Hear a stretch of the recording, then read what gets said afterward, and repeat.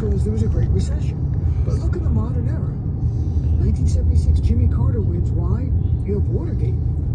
Before that, he loses re-election. Reagan and then George Herbert Walker Bush, president, next 12 years. At the next light, turn left. Biden wins because there's a recession. Goes 2 terms.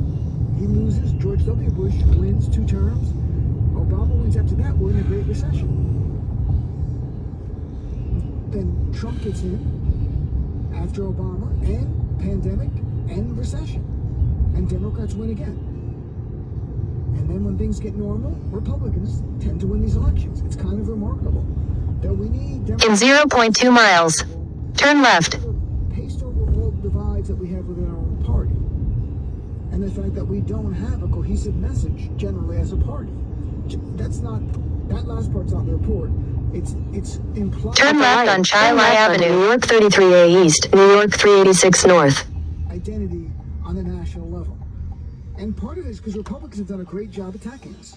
They've been really effective. In fact, the report knows that. Now, as the Vice President Harris, this is only one page in the report, but corporate media is amplifying this everywhere. Because if there's ever a divide, even a hint of divide in the Democratic Party, and they could pit Democrats against each other, they love to do that. Corporate media loves that. Nothing brings them more joy than Democrats in disarray, Democrats fighting with each other. In this case, they blame Biden's White House for Harris losing. And I'll read right from the report. It said the White House did not position or prepare the vice president. Had the White House explored and evaluated ways to leverage Kamala Harris earlier in the administration, perhaps it would have improved the president's standing and certainly would have helped her to prepare to lead the ticket. You know what's missing in the report is that Biden said he was running as a transitional president. Where did you read that? And that he shouldn't have run for re-election. I saw several different items. In 1,000 feet, turn right onto Paul Road. Bought a home in Malibu. In 900 feet, use the right lane to turn right on Paul Road. Of mid-election dropping out. Now he's pressured to, don't get me wrong, but saying, so to say that Harris wasn't prepared, she had a lot of positions. Smart News and a couple others. I liked her. Oh, Smart News. But she was given 100 days. So no one was ready for that because it's never happened before. And, you know, they should have explored in this the idea of generational change, even if not making it about Biden, but about how... At the light, turn right onto Paul Road. About generational change. Turn right on Paul Road. That's what a lot of people are clamoring for.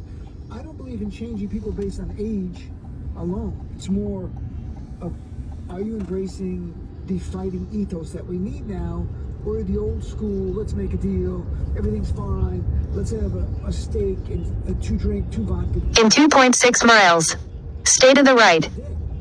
We don't want those people. This part of the report resonated. So the Republicans have a defined framework for attacking the vice president, but the Democrats now have a defined or consistent theory for attacking Trump or how to maneuver. Now, it's weird to say that we had a huge approach and really defined view on attacking Trump, on all the bad things he did. The coup attempt, the January 6th attack and all that, but people didn't care. So it didn't resonate. It wasn't like we weren't talking about it, we weren't. The Republicans certainly had a defined framework for attacking the vice president.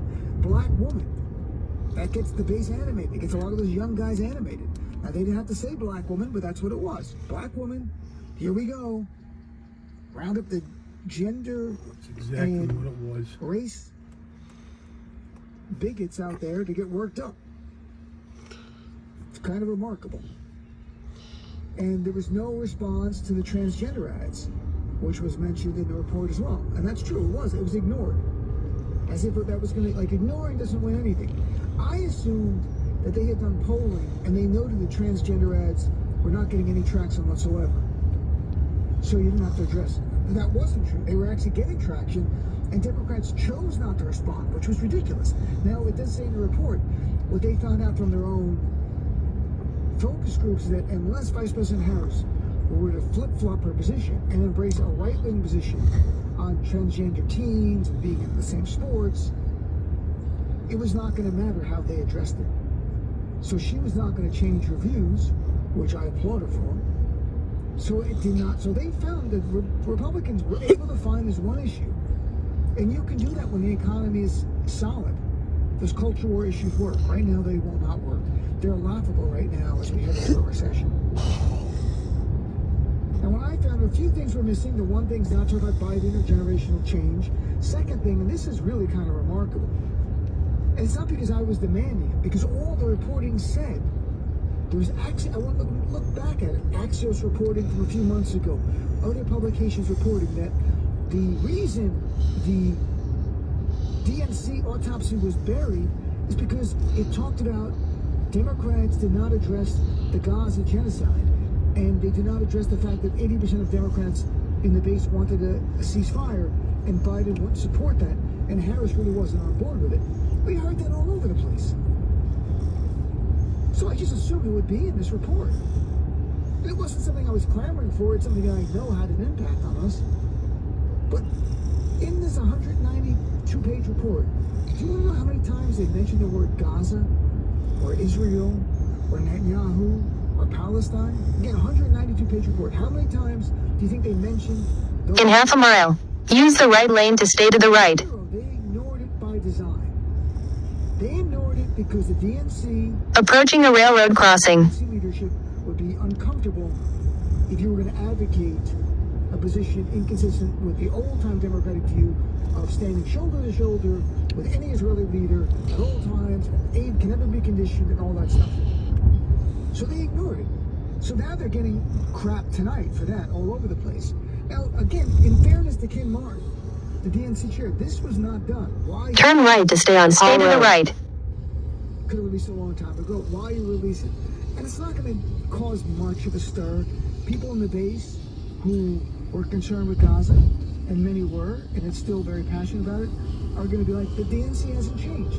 But it's true, they haven't. But they In 1.6 miles, turn left on Scottsville Road. Trump winning in Philadelphia was all liberals running. He wins. He's the only one that talks about Gaza being genocide, talks about conditioning aid to Israel, backstopping military aid to Israel, and he wins. So, you know, I'm here in New Jersey, in a district that is light blue, not deep blue, same thing. The only Democrat in a crowded field to say Gaza was a genocide. She wins. So it doesn't matter what's in the DNC report anymore. What we're seeing is the Democratic Party changing because our candidates are winning on a message that lines up with the Democratic base. So I know people are upset that's not in the report. I'm not going to get into it that deeply because this was the look back. Looking forward, I know where the party's going. There's new polling in the New York Times today, the Democratic base, on the Middle East. It's remarkable, the shifting views on Israel and Palestine in just a few years. Now, there were some things in the report that jumped out at me as being good. They're not that insightful. It's something we've all talked about. You and I have talked about so much of what's in this report. We could have written it together. One big thing was about media, changing the media mix, and that they talked about In half a mile, turn left on Scottsville Road. spent on ads on television and very little on digital ads, digital outreach. They don't use the term podcast, not even once, but they do say content creators, so they're suggesting that, and that there should have been much more outreach there. And that's right, because you should do some ads on cable TV and legacy media, because it does reach some subset of the demographic of the Democratic coalition, so that's important. Turn left